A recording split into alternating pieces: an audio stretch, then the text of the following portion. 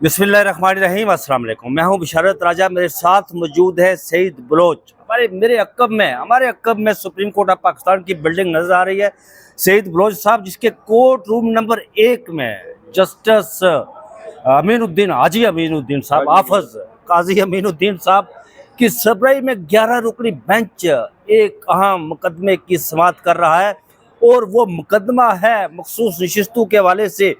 आज फैसल सिद्दीकी साहब, जो सुन्नी इत्तेहाद कौंसिल के वकील हैं, उनके ताबड़तोड़ सवालात के सामने बेंच अंगुश्ते बंदा बना रहा। उनके पास जवाबात नहीं थे। और फिर जस्टिस मोहम्मद अली मजहर और जस्टिस हसन राजा रिजवी के रिमार्क्स ने, मैं तो आज हैरान हूँ, एक काया पलट दी। आप यूँ कह सकते हैं कि आज बेंच से ये नज़र आ रहा था, जो ऑब्जर्वेशन सामने आई, जो उनके रिमार्क्स सामने आए, एक मासवा एक दो जजेस को छोड़कर, काजी हाफिज अमीनुद्दीन साहब को छोड़कर, हाजी अमीनुद्दीन साहब को छोड़कर, कि वो जैसे लग रहा था कि इलेक्शन कमीशन पाकिस्तान के जो वकील हैं या डीजी लॉ थे, उन्हें उनकी वो वकालत कर रहे थे। लेकिन बाकी तमाम जजेस ने ताबड़तोड़ सवालात किए और फैसल सिद्दीकी साहब ने ताबड़तोड़ दलाइल दिए, जवाबात नहीं थे। और जस्टिस हसन राजा रिजवी, जस्टिस मोहम्मद अली मजहर, जस्टिस जमाल मंदोखेल के रिमार्क से कया कुछ पलटती हुई नजर आई हमें। अगर आप सईद बलोच साहब मुझे इजाजत दें तो मैं थोड़ा सा अहवाल जो है वो सामने रखता हूँ। एक मौके पर आज बड़ा दिलचस्प मामला हुआ, जब केस की समाअत हो रही थी, तो फैसल सिद्दीकी साहब, जो सुन्नी इत्तेहाद कौंसिल के वकील हैं, उन्होंने बेंच को मुखातब करते हुए कहा, फैसल सिद्दीकी साहब ने, कि सईद बलोच साहब के मैं यहाँ वो मांगने आया हूँ जो मोहतरमा फातिमा जहाँ ने मांगा था, डिमांड की थी। और फिर जो लाजवाब नजर आया हमें डीजी लॉ, जब पूछा गया जस्टिस मोहम्मद अली मजहर ने डीजी लॉ को बुलाकर, जो इलेक्शन कमीशन पाकिस्तान के डीजी लॉ है, कि भाई आपने 39 की सीटें जो आपने नोटिफाई कर दी है, उन्होंने कहा जी कर दी है, तो वो मखसूस नशिस्तें कहाँ गई, इम्तियाज अभी तक अलाट क्यों नहीं की? 39 की बुनियाद पर, 39 की बुनियाद पर, बाकी जमातों को तो हो गई, ये इम्तियाजी सलूक कहाँ? लेकिन इस मौका पर जस्टिस वो हाफिज काजी अमीनुद्दीन साहब, यार मुझे नजर आए कि वो रेस्क्यू कर रहे थे डीजी लॉ को, बैठ जाए आप बैठ जाए जनाब। यार जस्टिस अमीनुद्दीन साहब, आप वो आज करके आए ना अभी जी। तो फिर अगर वो इस तरह उनको, जिस तरह काजी फाइसा साहब खुद ही वकील बनते, खुद ही दलाइल देते, खुद ही जज बनते, खुद ही फैसला देते, तो फिर ये चूहा उतार देना अमीनुद्दीन साहब और आकर वहां खड़े होकर वो दलाइल दे। यहाँ अगर आप 30 लाख रुपए ले रहे हैं तो वहां आपको एक केस के करोड़ों रुपए मिल जाएंगे, पैसे भी ज्यादा मिलेंगे वहां पर, तो फिर ये क्यों नहीं? देखें बशारत राजा साहब, बड़े मैं समझता हूँ कि आज फैसल सिद्दीकी साहब ने गुज़श्ता रोज़ से भी बेहतर, यार मतलब कि मज़ा आ गया। हाँ, आपको याद है जब सुप्रीम कोर्ट ऑफ पाकिस्तान में ये जो बेंच की तश्कील पर एतराज़ात चल रहे थे ना, तो उस वक्त फिर मैं और जुल्करनैन भी आया, तो सलमान अकरम राजा साहब और फैसल सिद्दीकी साहब ना पहली रो में पहली 2 कुर्सियों पर बैठे हुए थे, जो रोस्टरम पे बिल्कुल साथ हैं, राइट साइड पे। तो फैसल सिद्दीकी साहब से यही सवाल हुआ कि सर क्या आप बाइकआउट करेंगे, क्योंकि यहाँ सर तो हालात अच्छे नज़र नहीं आ रहे कि आपको यहाँ से इंसाफ मिलेगा। तो फैसल सिद्दीकी साहब ने कहा कि बाइकआउट नहीं करेंगे, आखिर तक लड़ेंगे। होता भी यही है। मुझे उस वक्त लगा, मैंने कहा यार ये पत्नी जज्बाती हो रहे हैं फैसल सिद्दीकी साहब, इनको अंदाज़ा नहीं है कि जज साहबान किस तरह इन केसेस को सुन रहे हैं। और उससे पहले आपको पता है कि मुनीब फारूक साहब फौजी अदालतों वाले केस के बारे में 25 फरवरी को अपने एक विलाग में ये बता चुके थे कि फौजी अदालतों वाले केस का मुमकिन तौर पर फैसला क्या आएगा। तो इसलिए मुझे बड़ी हैरत हुई, मैंने कहा चलें जी देख लेते हैं फैसल सिद्दीकी साहब कितना कि लड़ लेंगे, जो जज आगे से ज़ेन बना के बैठे हों। तो मुझे नहीं लगता कि उसमें पीटीआई के हक में कोई फेवर हो सकती है, क्योंकि गालबन ये बनता है अप्रैल के महीने में जी। पीटीआई के एक अहम रहनुमा ने हमें बताया था कि भाई हमें पैगाम पहुंचाया गया है एस्टेब्लिशमेंट की जानिब से कि आपको मखसूस नशिस्तें हम नहीं देंगे। फैसले पर अमल दरामद तो पहले ही नहीं हो रहा था, लेकिन मखसूस नशिस्तों ना मिलने के हवाले से जब पैगाम पहुंचा दिया गया तो उसके 1 हफ्ते के बाद केस लग गया। जब केस लग गया तो मुझे हैरत हुई, मैंने कहा देखें जी फैसल सिद्दीकी साहब पता नहीं अब क्या इनके पास ऐसा कोई तुर्क का पत्ता है जिसको ये इस्तेमाल करेंगे, या जादुई छड़ी है, कोई जादू की छड़ी है जिसको घुमाएंगे और फैसला इनके हक में हो जाएगा। लेकिन अब जब हम ये केस सुन रहे हैं और इस केस में फैसल सिद्दीकी साहब के दलाइल देख रहे हैं, सुन रहे हैं, और मेरे ख्याल में फैसल सिद्दीकी साहब अपनी ज़िंदगी की सबसे बेहतरीन इनिंग बतौर वकील इस खेल मैच में वो रहे। अच्छा, ये बात याद रखना, बात दलाइल की हो रही थी। जब फैसल सिद्दीकी साहब दलाइल दे रहे थे तो आज जस्टिस जमाल मंदोखेल को ये भी कहना पड़ा कि बस्सा औकात हमारे सामने कोई ऐसा एक केस आ जाता है ज़मीन का जिसमें फ्रीक वो जब केस आता है तो हम जिसको सुनते हैं तो पता चलता है कि ये ज़मीन सरकार की है। फ्रीक हालांकि सरकार होती नहीं, लेकिन फिर भी हम फैसला जो है वो सरकार के हक में देते हैं। फैसल सिद्दीकी साहब जब आर्टिकल 185 और 187 के हवाले से सुप्रीम कोर्ट ऑफ पाकिस्तान के सामने कुछ अदालती फैसलों का रेफरेंस दे रहे थे, उनका हवाला दे रहे थे, तो उसमें फैसल सिद्दीकी की जानिब से ये कहा गया कि फ़र्ज़ करें कि एक बंदा कहे कि मिज़ार कायद जो है वो मेरा है, मेरा उस पर मेरी मलकियत बनती है, एक और फरीक आ जाए आपके सामने और वो आकर कहे नहीं मिज़ार कायद की मलकियत मेरी बनती है, तो क्या अदालत उन दोनों को सुनने के बाद वो रियासत के हक़ में फ़ैसला नहीं देगी कि ये मिज़ार कायद तो रियासत की मलकियत बनता है, अवाम की मलकियत बनता है, इस पर कोई शख्स इनफरादी तौर पर आकर कैसे इस पर अपना हक़ जता सकता है? तो अगर आपके सामने रियासत ना हो, हुकूमत ना हो, तो क्या अदालत उस हुकूमत के ये रियासत के हक़ में फ़ैसला नहीं करेगी? बिल्कुल करेगी। इसी तरह एक और केस का उन्होंने हवाला दिया जो ज़मीन के उससे के हवाले कब्ज़े से मुतल्लिक था कि उसमें भी अगर दो फ्रीकैन हो और पता चले कि यार ये ज़मीन न इस शख्स की है न उस शख्स की है, बल्कि जमाल मंदोखेल साहब ने कहा कि हमारे पास उधर बलूचिस्तान में इस तरह के मुकदमात आते रहते हैं और उन मुकदमात में हमें ये पता चलता है कि यार एक फरीक आया, उसने कहा जी ये फ़लाँ ज़मीन जो है ये मेरी है, जैसे काजी फ़ायज़ ईसा ने उसमें थी कि वो ज़ियारत में एक ज़मीन के हवाले से अपना ये हक़ दावा किया हुआ था कि ये ज़मीन उनकी है, जबकि हुकूमत बलूचिस्तान का ये दावा था कि ये ज़मीन सूबाई हुकूमत की है। तो बाद में काजी साहब ने उसको पतरी 63,000 सेंटीमीटर करके वो ज़मीन जो है वो दान कर दी थी कि जी देखें मैं बड़ा एहसान कोई कर रहा हूँ इसको, हालांकि वो सूबाई हुकूमत की वो ज़मीन थी। तो उन्होंने कहा कि हमारे पास इस तरह केसेस आते रहते हैं कि एक शख्स कहता है ये ज़मीन मेरी है, दूसरा कहता है मेरी है, और हम जब दोनों को सुनते हैं तो पता चलता है कि ये दोनों की ज़मीन नहीं है, ज़मीन तो ये सूबाई हुकूमत की मलकियत बनती है, तो वो फिर हम सूबाई हुकूमत के हवाले कर देते, उन दोनों अशखास को नहीं देते। तो ये कहने का मतलब ये है, और यही बात फिर फैसल सिद्दीकी ने इस्टेब्लिश की। उन्होंने कहा कि अगर आपके पास एक फ्रीक नहीं आया और हक उसका बन रहा हो तो क्या अदालत उसको हक नहीं देती? बिल्कुल देती है। तो जब पीटीआई के हवाले से ये एतराज़ात लग रहे थे ना कि पीटीआई अदालत के सामने नहीं थी, उस पर पहले तो फैसल सिद्दीकी ने ये कहा कि भाई पीटीआई अदालत के सामने थी, हमने दरख्वास्त भी दी हुई थी, और पीटीआई ने तो बल्कि यहाँ तक कहा था कि जब तक बल्ले के इंतखाबी निशान वाले नजर सानी केस की पहले समाअत की जाए, उस समाअत की जब तक वो केस नहीं निपटाया जाता तब तक मखसूस नशिस्तों का केस रोक दिया जाए। पीटीआई ने अपनी दरख्वास्त में ये मौक़िफ़ इख्तियार किया था, लेकिन काजी फ़ायज़ ईसा जैसे एक बददियानत जज ने पीटीआई को सुनने का मौका ही नहीं दिया। लेकिन पीटीआई अदालती रिकॉर्ड में फरीक थी, और उसी पर फिर आज फैसल सिद्दीकी ने कहा कि फ़र्ज़ करें कि अगर पीटीआई आपके सामने ना भी होती तो जब आपने केस सुना तो आर्टिकल 187 के तहत आप ये सारा इख्तियार इस्तेमाल कर सकते थे। फिर उन्होंने दूसरा हवाला दिया जो 2021 में गुलजार साहब के दौर में, बंदियाल साहब उस वक्त सीनियर तरीन जज थे, ये नवंबर 2021 में ये केस आया था, और उस केस में ये हुआ था कि आईबी और सुई सदरन, सुई नादरन और इस तरह मुख्तलिफ जो वफाकी महकमे हैं, उन सब को, काफ़ी सारे महकमे थे, उन सब को मिला के कोई टोटल 16,000 से ज़ायद सरकारी मुलाजमीन थे जिनको नौकरियों से बरतरफ किया गया। ये सिलसिला शुरू हुआ था 1996 में बेनज़ीर भुट्टो के दौर में, और उनके दौर में कुछ मुलाजमीन को जब नौकरियां दी गई, बाद में नवाज शरीफ साहब की हुकूमत आई, उन्होंने निकाल दिया, फिर परवेज़ मुशर्रफ साहब की हुकूमत आ गई, वो ख़त्म हुई। तो जब दोबारा 2008 में पीपी की हुकूमत आई तो इन्होंने एक नोटिफिकेशन के ज़रिए 2010 में उन तमाम लोगों को नौकरियों पर बहाल कर दिया। 15-15, 16-16 साल के बाद अचानक वो बहाल हो गए। कुछ लोग वो थे जो दीगर महकमों में काम कर रहे थे, तो वो बहाल हुए, तो वो मामला सुप्रीम कोर्ट में पहुंच गया क्योंकि उससे बहुत सारे लोगों की सीनियरिटी डिस्टर्ब हो रही थी। तो उसमें भी अदालत ने 184(3) का भी इस्तेमाल किया था, और उसमें अदालत की जानिब से गालिबन 185 का हक जो था वो भी इस्तेमाल किया गया। कंप्लीट इंसाफ का भी इस्तेमाल किया गया था। उसमें अदालत ने ये कहा था कि हमारे इस फैसले का इतलाक उन तमाम मुलाजमीन पर भी होगा जो इस वक्त अदालत के सामने मौजूद नहीं है। तो यहाँ फिर पीटीआई के मामले में ये इतलाक, तो फैसल सिद्दीकी साहब ने आज जस्टिस मोहम्मद अली मज़हर साहब के साबिक़ा फैसलों का हवाला उनके सामने रखा, जस्टिस अमीनुद्दीन साहब के फैसलों का हवाला रखा, जस्टिस जमाल मंदोखेल साहब के फैसलों का हवाला रखा। आज उन्होंने इधर उधर से कोई बात नहीं की, पहले वो अक्सरियती फैसले से कर रहे थे। आज जिस तरह उन्होंने कहा, जस्टिस मोहम्मद अली मज़हर ने सवाल उठाया, उन्हीं के फैसलों से लाजवाब ये आपने लिखा अपने फैसले में, ये बात उन्होंने की।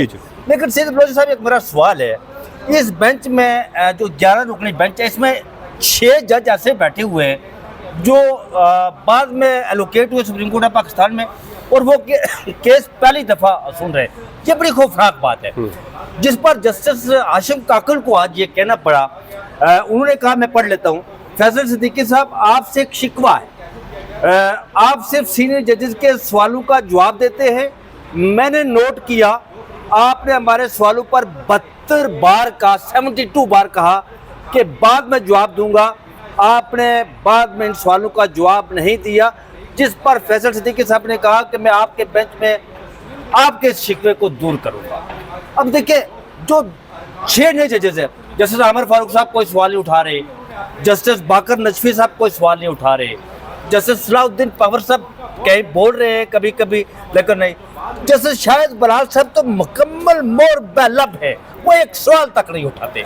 यार देखिए, जो जज सवाल नहीं ना उठा रहे हैं, मेरे ख्याल में आपको यहीं से केस के फैसले के हवाले से कि फैसला कितने तनासुब से आएगा और कौन कौन से जज मुमकिन तौर पे इन दरखास्तों को, नज़रसानी दरखास्तों को कबूल कर सकते हैं, कौन से रद्द कर सकते हैं, ये आपको आसानी हो रही है। मिसाल के तौर पे जस्टिस अमीनुद्दीन साहब के साथ कौन कौन से जज हो सकते हैं? जस्टिस नईम अफगान साहब उनके साथ हैं, जस्टिस मुसरत हिलाली साहबा है, जस्टिस अली बाकर नजफी साहब का जो अब तक का तर्ज अमल बताता है कि उन्हीं की शाहिद बिलाल साहब हैं, शाहिद बिलाल साहब पक्के पक्के हैं। इसके अलावा अमीनुद्दीन साहब खुद हैं और आज जस्टिस आमिर फारूक साहब भी। तो ये 5 वो हैं, छठे अमीनुद्दीन साहब खुद है, तो टोटल बन गए 6। पीछे रह गए 5, 2 जज हो गए पहले जिन्होंने दरखास्तें रद्द कर दी थी। तो अब देखें कि इसमें क्या एक बार फिर, लेकिन मेरा जो ख्याल है, मैं यहाँ पर जब हम वीला करने से कबल हम डिस्कशन कर रहे थे, हमारे दोस्त इब्रार अस्तूरी साहब हमें कुछ बता रहे थे, और वो मामला ये है कि जो आज सवाल किया जस्टिस मोहम्मद अली मजहर ने 39 की हद तक, और फिर जस्टिस हसन अजहर नज़ीम ने उसको इंडोर्स किया, और जस्टिस जमाल मंदोखेल वो अपनी सारी कहानी उसी पर लेकर आ रहे हैं अपने 39 की हद तक। 39 की हद तक अगर पाकिस्तान तहरीक इंसाफ को सीटें मिलती हैं कौमी असम्बली में 13 या 14, टोटल 22 सीटें हैं कौमी 23 है, उसमें से 11 शायद पीटीआई को मिले, 11 या 12 पीटीआई को मिलती हैं, बाकी सीटें मिलती हैं हुकूमत इत्तेहाद जमात को, उसकी तरासब से। तो फिर जो बनता है मामला वो 2/3 तो उनके पास चली जाएगी। लेकिन मुझे लग ये रहा है कि 39 की हद तक 11-12 सीटें मखसूस सीटें दे दी जाएंगी, फैसला वो रखा जाएगा जो जैसे जमाल मंदोखेल और काजी फाइजी साहब वाला फैसला था उसी को, कि 39 की हद तक ये सीटें दे दी जाए उन्हें, पाकिस्तान तहरीक इंसाफ को। तो ये दानू फ्रीकू के लिए विन विन सिचुएशन हो जाएगी। दानू कहेंगे ठीक है जी हमें मिल गई है, लेकिन इसमें आया देखना यह है कि 187 जो कंप्लीट इंसाफ की बात की गई थी, जस्टिस मंसूर शाह ने जो फैसला दिया था कि वो कहाँ जाएगा। देखें, बशारत राजा साहब इस बात का जवाब आज फैसल सिद्दीकी साहब ने कमरे अदालत में दिया। उन्होंने ये कहा कि जब ये सवाल हो रहा था ना 39 वाला, तो वो सिलसिला सारा चल रहा था। मैं शुरू दिन से, जब फैसल सिद्दीकी साहब ने पहले दिन दलाइल दिए थे, तो मैंने उसी दिन एक ट्वीट किया था। मैंने कहा अब तक की जो पहले दिन की समात है उसके मुताबिक फैसल सिद्दीकी साहब कम अज़ कम 39 सीटें तो सिक्योर करने की कोशिश कर रहे हैं कि वो उन 39 के तहत जो हमारी मखसूस नशिस्तें बनती हैं वो तो हमें देनी चाहिए। आज उन्होंने तज़किरा भी किया और उन्होंने कहा कि 11 जजेस का, जमाल मंदोखेल साहब, काजी फायज़ ईसा के साथ साथ 8 जजेस का अक्सरियती फैसला, और जस्टिस जो हैं याही अफरीदी साहब, तो उनको भी साथ मिला। तो उन्होंने कहा कि 39 लोगों को तो होना चाहिए था। और ये 8 जजेस ने भी अपने फैसले में लिखा कि 39 तो हैं ही पीटीआई के ना। उनको बाद में इलेक्शन कमीशन ने नोटिफाई भी कर दिया, लेकिन नोटिफाई करने के बावजूद उन 39 लोगों की बुनियाद पर मखसूस नशिस्तें पीटीआई को नहीं दी। उस पर इलेक्शन कमीशन के वकील को बुलाया गया, तो वहाँ पर आए बाएं शाएं, जवाब कोई था नहीं। एतराज़ ये उठाया गया सामने जी कि हमने इंतज़ार किया कि जब फैसला आ जाएगा तो सबको इकट्ठी देंगे, ये नहीं हो सकता कि हम फिर कुछ को इधर दे दें। मोहम्मद अली मजहर ने कहा कि ये इम्तियाजी सलूक क्यों, आपने तो बाकी नहीं, मोहम्मद अली मजहर साहब ने ये, उनके जो समधी है ना हसन अदर रिजवी साहब, उन्होंने ये सवाल उठाया। उन्होंने कहा कि अगर आपने यहाँ पीटीआई को ये मखसूस नशिस्तें 39 लोगों की बुनियाद पर डिवाइड नहीं की तो बाकी को दे दी आपने, तो आपने हुकूमत को कैसे, फिर आप ये कहते हैं, फिर आप ये कहते हैं कि भाई सुप्रीम कोर्ट से आखिर तक फैसला आने दे, नजर सानी तक, फिर उसके बाद देखेंगे जिसके हक में आया हम उसको उसी तरह बांट देंगे। तो उस पर हाजी साहब जो है वो वैसे उन्होंने अपना फैसला वो करके बैठे हुए हैं। आज वैसे आपको पता है वो बाप का भी जिक्र हुआ है, बाप का भी जिक्र है। बाप का जिक्र ऐसे हुआ कि 2018 में जब इंतखाबात हुए ना, तो खैबर पख्तूनख्वा से कोई 3 या 4 आज़ाद अरकान थे जो बाप पार्टी में शामिल हो गए, जो बलूचिस्तान से ताल्लुक रखती है, सूबाई पार्टी है। एक मिनट याद रखना, असरात मलिक साहब कह रहे हैं कि हाजिज साहब जो है ना वो हाफिज भी बन गए हैं। तो वो उस पर जब वो केपी असम्बली में वो 3 या 4 आज़ाद अरकान बाप पार्टी में शामिल हुए। नहीं कहा जी, वो कह रहे हैं कि मैं हाफिज ने कहा नहीं कहा, लेकिन मुझे पता चला कि वो जब सऊदी अरब गए तो वहाँ पर उन्हें किसी ने बताया कि ये बड़ा मुजर्रब नुस्खा है या हाफिजों का विरद करे। अच्छा, तो वो शायद इस वजह से वो करते रहे। अच्छा, तो बाप की बात कर रहे हैं। तो जब वो 3-4 आज़ाद अरकान 2018 में शामिल हुए ना, तो उन्होंने बाद में दरख्वास्त दे दी कि भाई हमें मखसूस नशिस्तें दें। तो उसकी बुनियाद पर एक मखसूस नशिस्त मेरे ख्याल में उनको मिली थी बाप पार्टी में। बाप पार्टी। हालांकि इलेक्शन से पहले बाप वालों ने केपी से अपनी मखसूस नशिस्तों की फहरिस्त जमा ही नहीं करवाई। तो उस पर फिर फैसल सिद्दीकी ने कहा कि ये कैसा कानून है कि बाप वाले आ जाए इलेक्शन। उन्होंने कहा कि इलेक्शन कमीशन का बाप आ जाए तो आप शेड्यूल तब्दील कर देते हैं, और हम अगर आ जाएं तो आप हमारे लिए शेड्यूल तब्दील नहीं करते। तो उस पर उन्होंने कहा कि इसका मतलब यह है कि बाप ही होता है, जैसे जमाल में तो खेल रही है। तो वो फिर आप देख लें कि इलेक्शन कमीशन का बाप कौन है, हुक्म किसके चलते हैं। तो इलेक्शन कमीशन आगे ताबेदार बेटे की तरह, बच्चे की तरह वो फिर बाप के हुक्म पर अमल दरामद कर रहा है और दबा के कर रहा है। इसके अलावा जो फैसल सिद्दीकी साहब की जानिब से जस्टिस जमाल मंदोखेल, जस्टिस मोहम्मद अली मजहर साहब और जस्टिस जो अमीनुद्दीन साहब हैं, उनके अपने फैसलों के हवाले दिए, खामोशी थी। आज जजेस के पास कोई जवाब नहीं था फैसल सिद्दीकी साहब के पास जवाब था। उन्होंने कहा कि 2 घंटे हो गए, उन्होंने पत्नी कोई चाय शा पीनी होगी, कोई बिस्कुट चिस्कुट खाना होगा, तो बीमार तो है ना यार। तो यार रिजाइन करके चली जाए, 30 लाख रुपए आपकी इतनी पेंशन बन जाएगी। यहाँ आप लोगों को इंसाफ के नाम पर उनके साथ तमाशा बैठ के फैसल सिद्दीकी साहब ने एक और बात की है, वो उसका जिक्र ही नहीं किया। बड़ी इंपॉर्टेंट बात यार। जी। उन्होंने कहा आज इतनी जबरदस्त उन्होंने कहा जस्टिस मोहम्मद अली मजहर को मुखातब करते हुए कि सर आप जो फैसले देते हैं वो भूल जाते हैं। देखिए ये बात मैं पहले दिन से कर रहा हूँ कि यार फैसल मोहम्मद अली मजहर साहब, अब ये देखें, इन्होंने 8 जजेस के फैसला दिया, मुख्तसर फैसला 12 जुलाई को, उसके बाद एक वजाहत दी, फिर दूसरी वजाहत दी, फिर उसके ऊपर तफसीली फैसला दिया, दस्तखत किए, और आज जज साहब बैठ के कह रहे हैं अच्छा जी जज साहबान के आइन को रीराइट कर सकते हैं। ओ भाई, जब आप फैसला दे रहे थे, जब आप वजाहतें दे रहे थे, जब आप ऊपर दस्तखत कर रहे थे, क्या उस वक्त आपने ये फैसला नहीं पढ़ा था जी, या आपको किसी ने दिया नहीं था? तफसीली फैसला, वजाहतें, उस पर सिग्नेचर, कोई कम से कम 5 दफा जस्टिस मोहम्मद अली मजहर साहब आपके उस पर सिग्नेचर है, और वो सिग्नेचर आपने पढ़कर दिए होंगे। मैं वैसे नहीं कहता, मैं नहीं कहता कि दस्तखती जज के हवाले से जो मैं बात करता होता हूँ कि अगर आपने वो फैसला नहीं पढ़ा था तो इट मीन्स कि आप दस्तखती जज है। जो आपको ऑर्डर आता है, जो कहीं से आपको ऑर्डर मिलता है, उस पर आप साइन कर देते हैं या उनका कहते हैं ठीक है जी हाँ अमन व सदाकन, आप अपना माइंड तो अप्लाई ही नहीं करते। जी। तो इसमें देखिए फिर जस्टिस मुसर्रत इलाली साहिबा, जब फैसल सिद्दीकी ने कहा कि वोट बुनियादी हक है, तो मुसर्रत इलाली साहिबा ने कहा वोट बुनियादी हक तो नहीं है, लेकिन बल्ले वाले इंतखा जो केस था, बल्ले के इंतखाबी निशान वाला, उसमें जस्टिस मुसर्रत इलाली साहिबा बेंच का हिस्सा थी, और उस फैसले में काजी फायज ईसा ने फैसले में लिखा कि वोट एक बुनियादी हक है, फंडामेंटल राइट है। और यहाँ जस्टिस मुसर्रत इलाली साहिबा कहती हैं ये बुनियादी हक नहीं है। तो जस्टिस मुसर्रत इलाली साहिबा को भी अपना फैसला याद नहीं है। इसलिए मैं ये कहता हूँ कि जिन जजेस को अपने फैसले याद नहीं है, ये जहनी माजूर हो चुके हैं, इनकी यादाश्त कमज़ोर हो चुकी है। आइन के आर्टिकल 209 की ज़ैली शिक 5 के तहत जिस्मानी और जहनी माजूरी की सूरत में इन जजेस के खिलाफ रेफरेंस जाना चाहिए जुडिशल काउंसिल में, और इनको ओहदों से बरतरफ किया जाना चाहिए, क्योंकि ये इंसाफ फराहम करने के काबिल ही नहीं है। सिर्फ तनख्वाह के लिए, पेंशन के लिए चिपक के बैठे हुए हैं। मोहम्मद अली मजहर साहब को तो अब ये लालच पड़ गई है कि यार मैं 2027 में कि मैं चीफ जस्टिस बन सकता हूं। सुबह के वो 26वीं यानी तरमीम किस तरह सुनेंगे उन्होंने, तो कह दिया कि आज आपने वो याद करवा दिया। केस की समाअत शुरू हुई ना, तो शुरू में वो 26वीं आईनी तरमीम का हवाला आया कि इसके जरिए आइन के आर्टिकल 187 का कुछ इख्तियार सुप्रीम कोर्ट से लिया गया। तो उस पर मोहम्मद अली मजहर साहब ने और जमाल मंदोखेल साहब ने कहा नहीं 26वीं आईनी तरमीम से इख्तियार तो वापस नहीं लिया गया, कोई इख्तियार कम नहीं किया गया।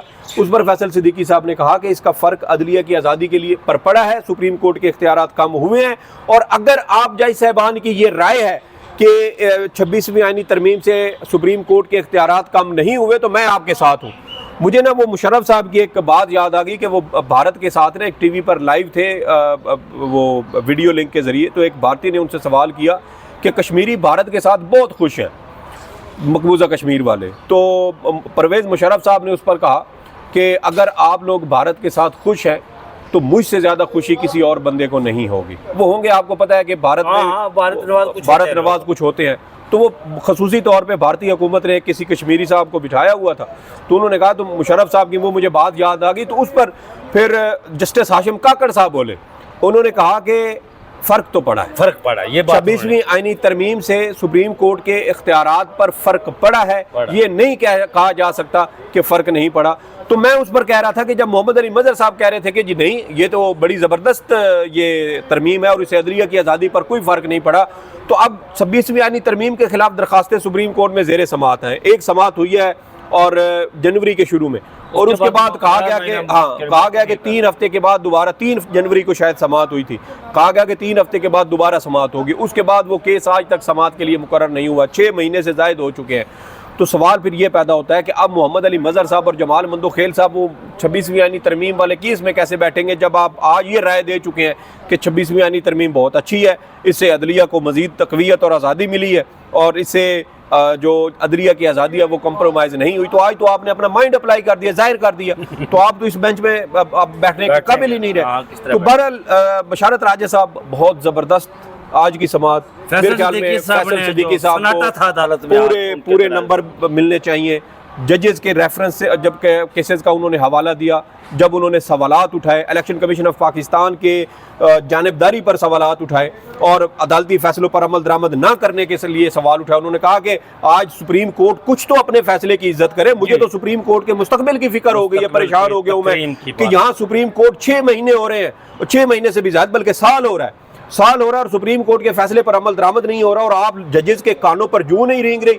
और उन्होंने अमीनुद्दीन साहब से कहा कि इसका कुछ नोटिस तो लें, इसको कुछ इसके ऊपर कार्रवाई तो करें, तो अमीनुद्दीन साहब ने कहा नहीं जी, कहा इसमें नोटिस लेने की कोई बात नहीं है, तो आप अपने दलाइल आगे जारी रखें। तो ये हालात हैं। बहरहाल फैसल सिद्दीकी साहब ने अपना हक अदा किया है और फैसल सिद्दीकी साहब ने साबित किया है कि उन्होंने जो कहा था कि हम ग्राउंड नहीं छोड़ेंगे, मैदान नहीं छोड़ेंगे, वो उन्होंने बहुत अच्छा किया। मुशर्रफ का हवाला दिया, तो जब वो हिंदुस्तान गए, तो आज जब बेंच के सरबरा जनाब काजी आजी हाफिज अमीनुद्दीन साहब जब वो दलाइल दे रहे थे फैसल सिद्दीकी साहब और डीजी ला खड़े थे, तो मुझे पीके मूवी का वो तपस्वी याद आ गया जो कहता है कि ये मन का डमरू 2000 किलोमीटर हिमालय के पहाड़ों पर लेकर जाएं, तो सामने बैठा होता है वो आमिर खान, तो कहता है रॉन्ग नंबर। तो मुझे वो याद आ गया। बहरहाल वो हमारे लिए काबिल इहतराम है, बहुत अच्छे हैं।